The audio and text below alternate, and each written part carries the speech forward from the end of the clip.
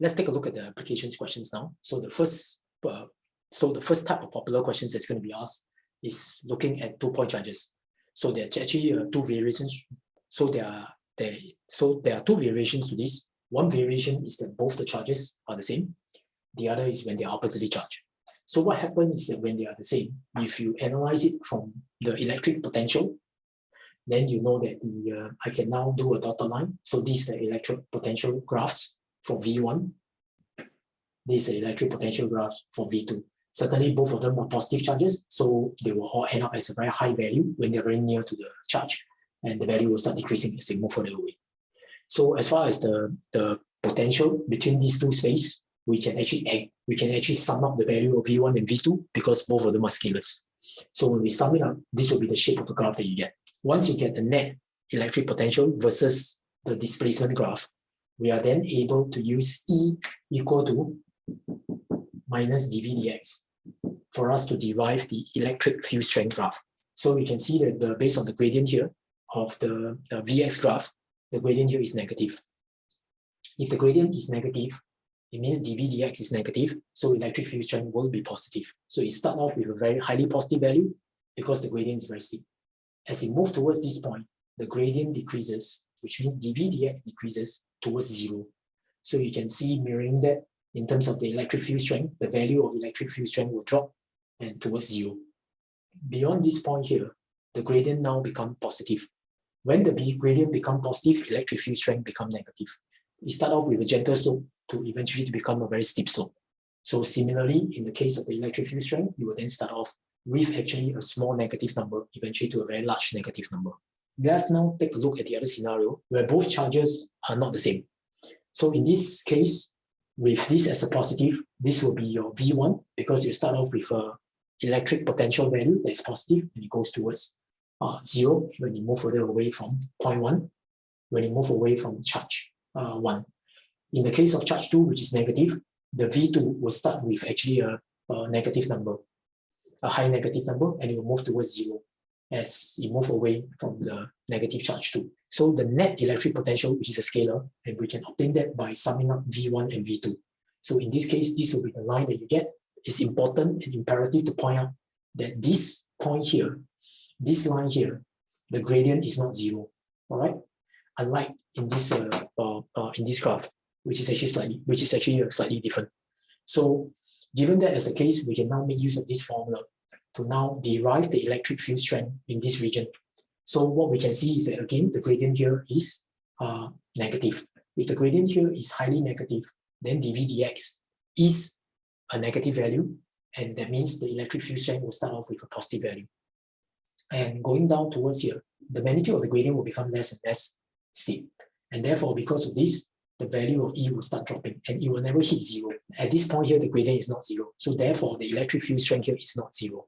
From beyond here onwards, the gradient becomes more negative again. So therefore, the electric field strength now becomes more positive.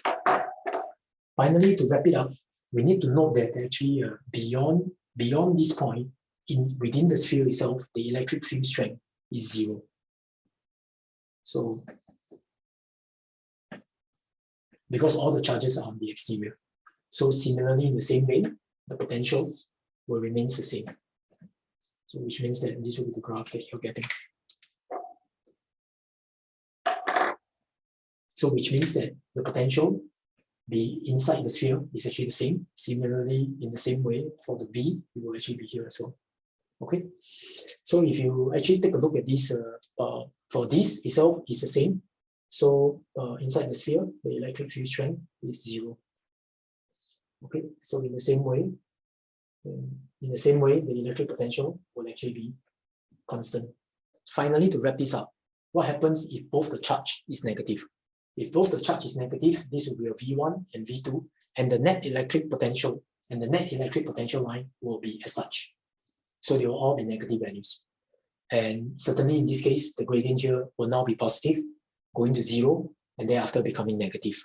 So in the same vein, the electric field strength will start out with negative first and end up at 0, since the gradient here is 0, and thereafter become a very positive values. In the sphere itself, all of them will have electric potential that is actually close to 0.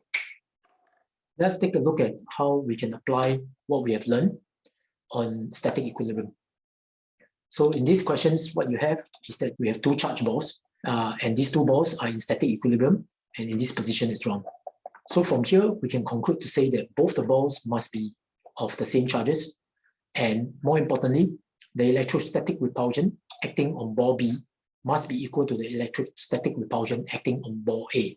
That is in line with our understanding using Newton's third law, meaning to say the FR here and this FR here are action-reaction pair. By looking at the diagram and knowing that both the angles are different, we know that the mass of ball A and ball B cannot be the same. Because if we now have to draw the vector diagram, the key thing that allows us to conclude about the angle is the fact that the VR, the two FR must actually be equal in value, and obviously the tension in both the string will be different. Certainly from here, we can conclude that if the angle theta is actually a smaller angle, then we can conclude to say that WB must actually be larger than your WA, as explained here. With that, let's take a look at the another scenario. In this scenario, what we have a charged oil drop that's been suspended in a uniform electric field between two plates. So so in terms of the free body diagram, the forces that's acting on it is firstly, there must be an electrostatic force of attraction upwards in order to negate the downward force, firstly of the weight. And the oil drop is also supported by the upthrust.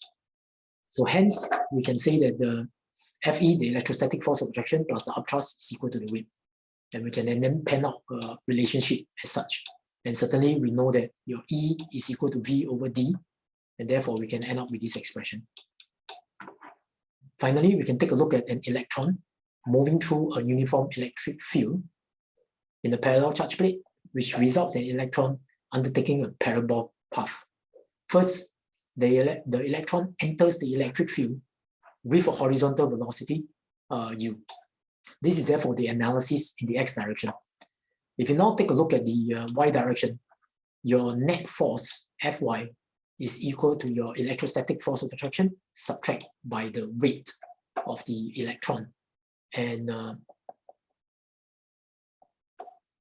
understanding that the mass of the electron, is fairly small and therefore negligible, we can assume that Fy is primarily equal to QE. And from there, we can derive that the acceleration in actually the y direction, which is actually here,